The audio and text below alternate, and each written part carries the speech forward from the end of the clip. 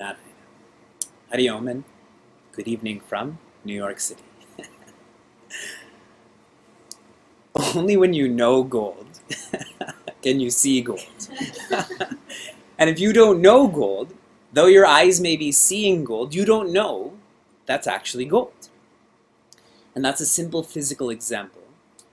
The same is happening with the truth right now.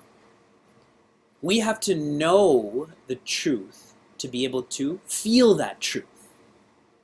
My eyes are seeing the truth, but I don't know it, so I don't feel any better.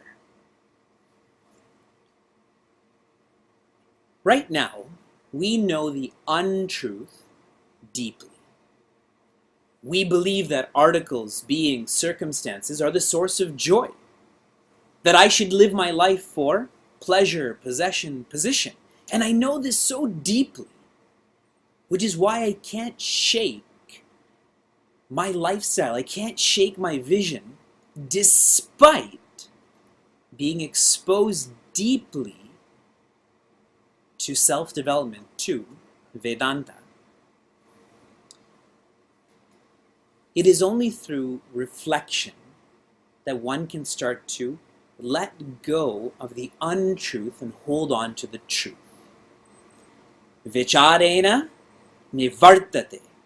By reflecting, one is freed. This is the drishti. This is the vision for our Atma Bodha course.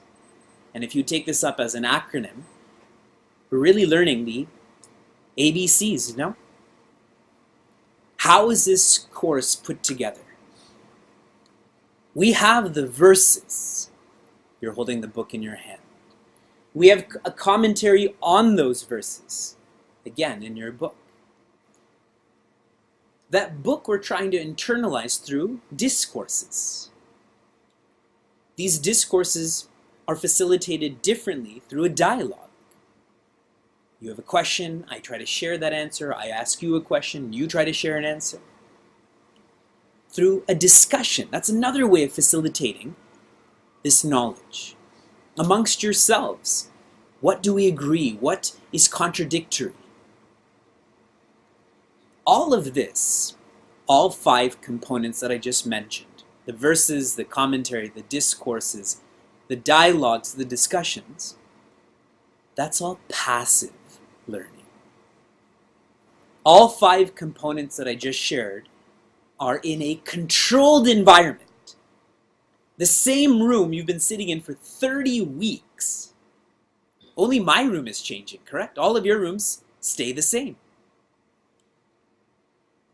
And perhaps the most beautiful part about this Atma Bodha course is the practice part, where you're given a question virtually to think about while you're at work, while you're at school. You're given a reflection adventure of the week, a practice to engage in at home when you're by yourself. That's active learning. Why is it active? Because it's in an uncontrolled environment. Our Upanishads say, Satyam Vada, and what follows? Dharmam Chara. It is not enough to speak the truth or know the truth, then you have to follow through with that truth. You have to experience that truth. This is how this Atma Bodha course has been structured. And now we lead into the review of Shlokas 60 to 67. In Sloka 60, what Acharya Shankara is encouraging us not to do is to form concepts of the infinite, to try to put a form and name to Brahman. Because as soon as we form a concept, we start to conceptualize that, correct? And I'll explain that more in the next shloka. The reminder in Shloka 60 was references.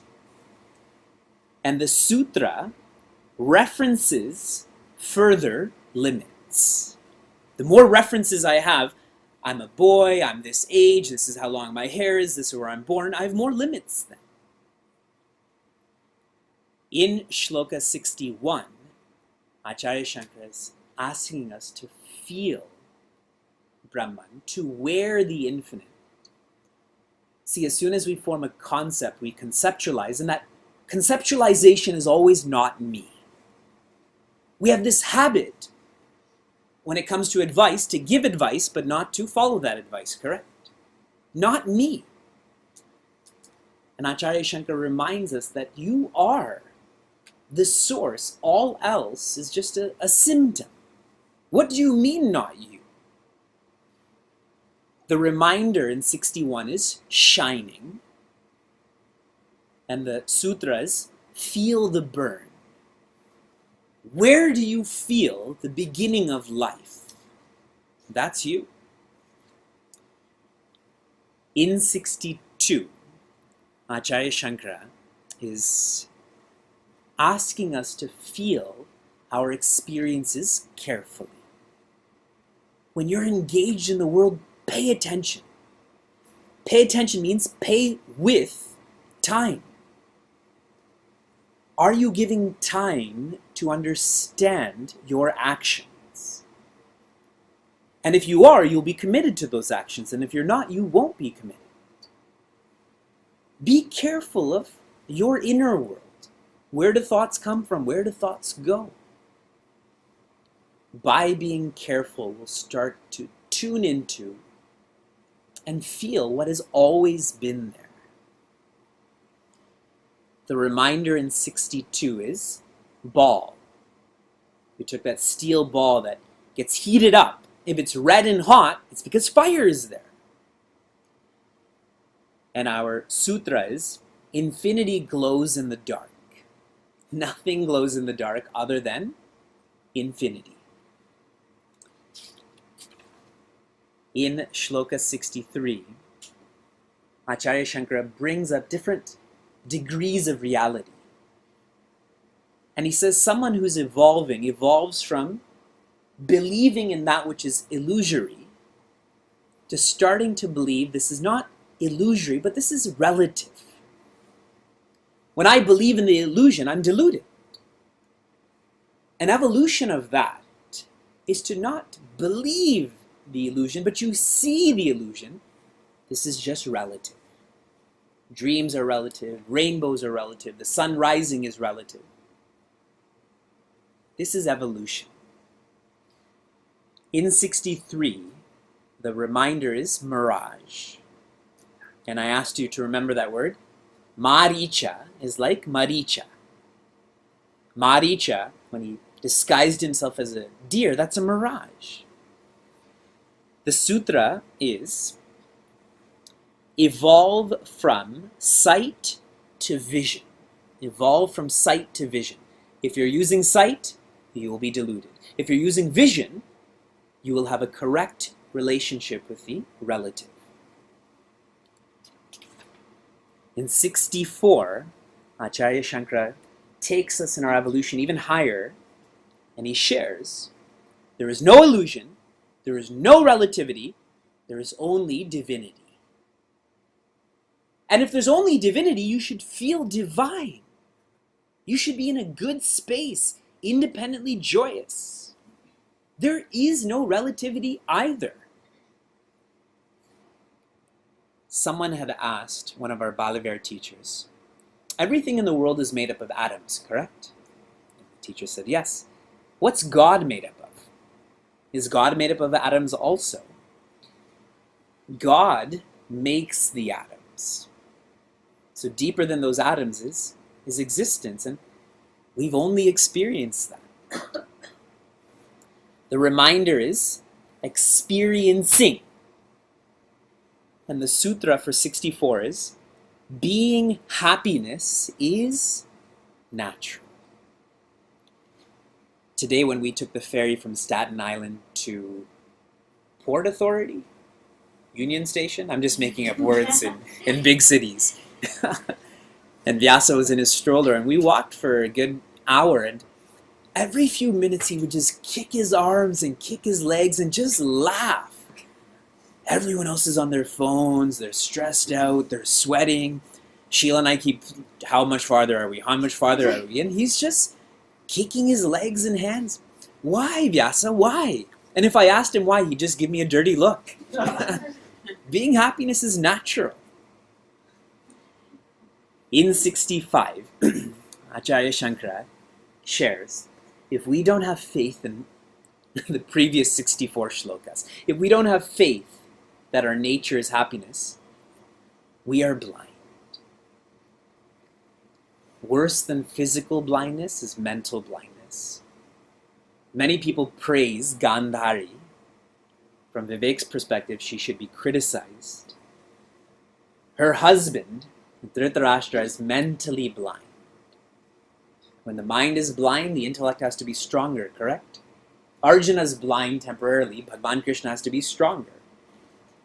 She should be the intellect, but she blinds herself too. If the mind and intellect are both blind, how can there be any light in such a circumstance, in such a personality? Faith. In 65, the reminder is blindness. And the sutra for 65 is, integration is insightful. When the mind and intellect come together, like Prince Arjuna and Bhagavan Krishna, there's peace and there's prosperity. Sloka 66, Acharya Shankara shares, we have to evolve from belief to faith to trust. Belief brings us to Shravana. In this room, there's many people who I've not met before, but they came here out of belief in Tattva Bodha, or our Acharya, or Chinmay Mission. And anyone who's engaged in manana, they're going to go from belief to faith, I hope. If they're reflecting on what is being shared, I don't just believe this, I have faith in this. And anyone who starts to practice this, starts to live this, that is called nididhyasana. They go from faith to trust. They are happy. The reminder in 66 is gold. You know when someone says, how are you? And you say, I'm golden. There's trust there. The sutra is, listening leads to remembering. Listening leads to remembering. I met one of our Chinmay Mission members who's been studying for decades. The people in this room, most of the people in this room have been studying for years or months or weeks or days or hours or minutes. Some have been studying for years. And she was saying, it takes a lot of reading to remember. She's right. It takes a lot of listening to remember. You can't just listen to Advaita Vedanta on the subway while you're at Orange Theory, while you're cooking pasta. Just listening leads to remembering. And if you remember, you can practice. And if you don't remember, you can't practice. Finally, we studied in Sloka 67. If one follows belief, faith, trust, or Shravana, Manana, Nididhyasanam, you feel oneness. Where do you feel this oneness first? In your Madhyama. Madhyama means in your center. In this shloka it says in your heart. Then you feel that oneness in Manava. That is in other people's centers, in their heart. When we say Namaste, we're saying Namahate. My heart and your heart, there's that same presence. Does anyone feel that when we say Namaste now? Namaste is our how are you. When I say how are you to someone, people don't even respond. That's just like someone blinking or breathing. It's just instinctual. Namaste. And you just keep moving. There's no bhava of that I may be more, you are more. The reminder in 67 is heart. And the sutra is the center of centers. Center of centers. And we now reach Shloka 68 of Atma Bodha. We've reached the final Shloka, which no one believed that we were going to reach. Some of us didn't even want us to reach Shloka 68. But we are going to complete Atma Bodha. And this is Acharya Shankara's prayer. The first Shloka is the purpose, the last Shloka is a prayer. So there's a longer meter here. Please repeat after me, if you can. Digdesha kala dhyanapeksha sarvagam. Digdesha kala dhyanapeksha sarvagam. Shita dihrinnitya sukham niranjanam. Shita dihrinnitya sukham niranjanam. Yasvatma tirtam bhajate vinishkriyaha. Yasvatma tirtam bhajate vinishkriyaha. Sasarvavit sarvagato mrito bhavet. Sasarvavit sarvagato mrito bhavet. Together. Digdesha kala dhyanapeksha sarvagam. Shita dihrinnitya sukham niranjanam.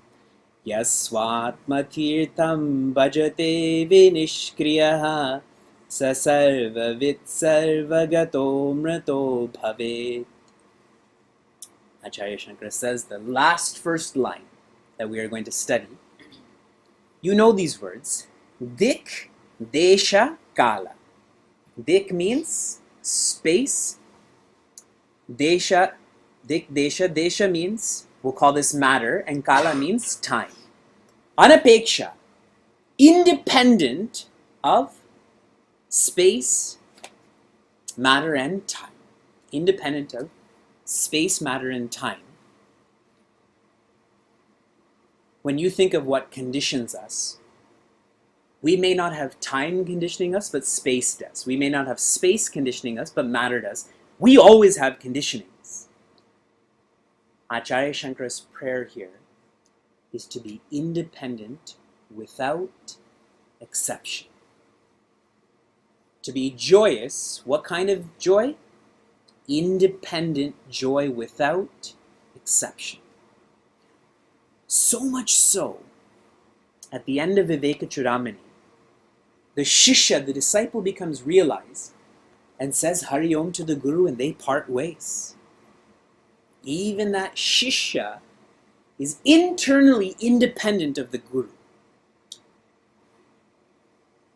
This is one of my favorite words in Advaita Vedanta is Vairagya, Anapeksha, independence. Swatandra. If we have another child, we're going to name them Swatandra. I'm saying that because Sheila's not here right now, but if Sheila was here, then there'd be more discussion. The word Sarvagam moves to the next line. Sarvagam means in all places. Shita. Shita means cold, adi, etc. Cold, hot, pleasure, pain, etc., etc., etc. In a lighter way, what this means is any form of disturbance. In a deeper way, duality or dvaita. Hrin or hrit means taken away. When someone is independently joyous, doesn't matter if it's hot outside. Doesn't matter if someone criticizes them. Doesn't matter. They are nitya sukha. What does nitya mean in English? Please don't say daily. We are happy once a day. Once a day. Happy hour, correct? Happy meals. Nitya means always. This line is the same as the previous one without exception. What's important to note here is the word sukham here does not mean just absence of sorrow. What is a period of the day that we all love in addition to happy hour? Sleep, correct? In sleep, there is absence of pain, but there is no presence of joy. But there's so much pain in our lives, not even externally, but internally, that when that pain is not there, we think that's joy, but it's not. That's why the word nitya is used. Even in sleep, you're aware of that presence. And once you taste this joy, niranjana means without taint, without smallness, without ignorance, you never go back. I met someone recently who's relapsing when it comes to cancer. The cancer came, the cancer went, the cancer came back, unfortunately. In the case of what knowledge does to ignorance, or the cancer of the ego, once that ego is exposed to this knowledge, you never go back. Nitya Sukha. Third line, Yaha su Atma Tirtha. The one whose Atma is the Tirtha. When I say Tirtha, what do you think of? Tirtha, right? Something to drink. Hopefully there's a lot of ghee and sugar in there. Water? I can get water anywhere. What else do you think of when it comes to Tirtha? A pilgrimage, correct? A yatra. The etymology of the word Tirtha is Taranti anena iti Tirtha. That which you use to cross over. Cross over what? Limitations. Now, where is Acharya Shankara saying is the best Tirtha? I almost said it like in a non-Sanskrit word. Tirtha. Where's the best Tirtha? The best Tirtha is oneself. Do you have to go to Kashi to get enlightened? Do you have to be in New York City? Is it possible to be enlightened in New York City? It is in oneself. When one reaches oneself, then one has no fear. Crosses over fear, crosses over ego. But how do you reach the self? Bhajana. Now we rewind back to our Moha Mudgara course, which I think you were all in that course too. So now I'm going to ask you a question about that course and you're going to remember, correct? How does bhajana begin? What is the first level of bhajana? To sing, like you were all doing earlier. Deeper than that, to seek. Deeper than that, to serve. Deeper than that, to worship. Deeper than that, to love. And the deepest bhajana is to be. When you don't just sing about the Atma, Atma, Rama, right? We sing bhajans like that. But if you be the Atma, what happens? Vinishkriyaha, there is rest. Today when Sheila was walking, she was wearing dress shoes. Not high heels, but fancy dress shoes. I only own 2 pairs of shoes, so all I know is dress shoes and running shoes. So she was wearing not running shoes. And we were walking so much and her feet were hurting so much, so she bought a pair of flip-flops. And as soon as she put them on, there was rest. She was still walking, but there was rest. Vinishkriya, don't interpret this as I stop acting. We just, Wi-Fi turns off. We all just cease like that. It means despite being the most dynamic, you are tireless. Because you are ever resting. We are ever resting without action, being ever resting with action.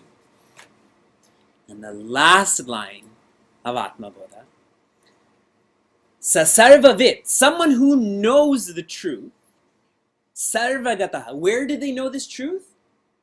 All space, all time, all matter. Bhavet, that person becomes being.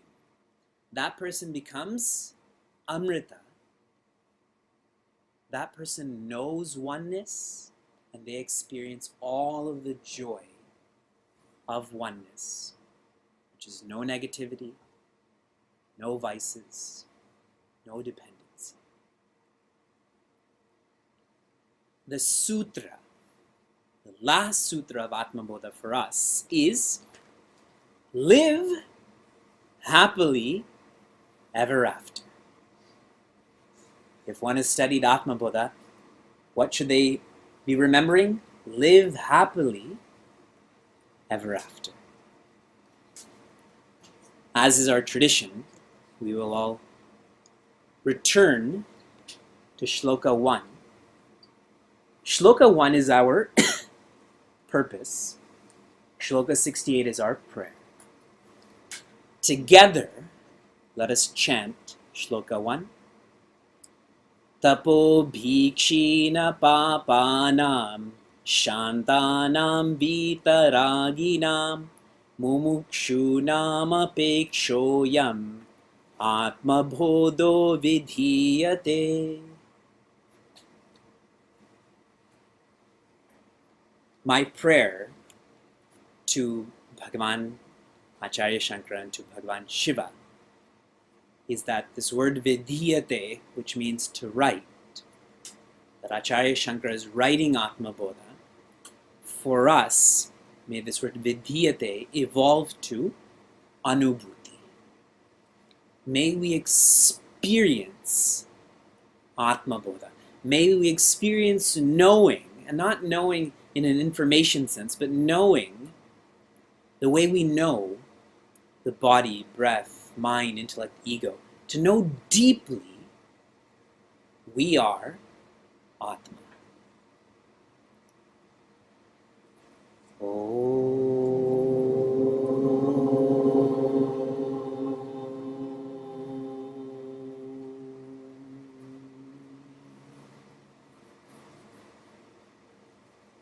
Narayana.